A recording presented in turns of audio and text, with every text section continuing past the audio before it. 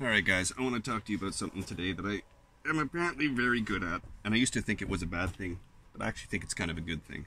Bear with me for a second, because my brain has many trains of thought.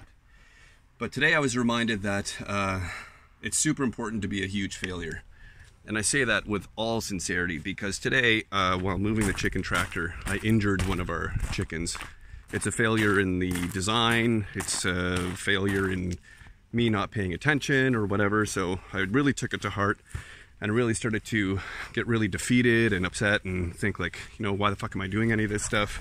Or why am I even trying to do this stuff? I can't even do something as simple as that right. And it's real easy when you have a negative mindset to allow failure to kind of like get you down, trip you up, and then really put you down and keep you down from actually correcting and learning from the mistakes that you've made. So all that rambling is to say, failing is a good thing. If you fail forward, if you stop for a second, and luckily enough my mother was here, my wife were here, to remind me that if you just stop and you look at what you've done, not the entire thing is a failure. There are parts of it that are always going to need an improvement, but the idea is in the right direction. It's never going to be perfect. We have to correct our course as we go, and I forget that. I forget that a lot. So remember that we all make mistakes, but mistakes are not an error in judgment, or they're not necessarily deliberate. They're sometimes just the best information we have at hand, and we're doing the best that we can. So yes, it may be wrong eventually, or a mistake eventually, but right now it feels right. And failing should feel good. Fail forward.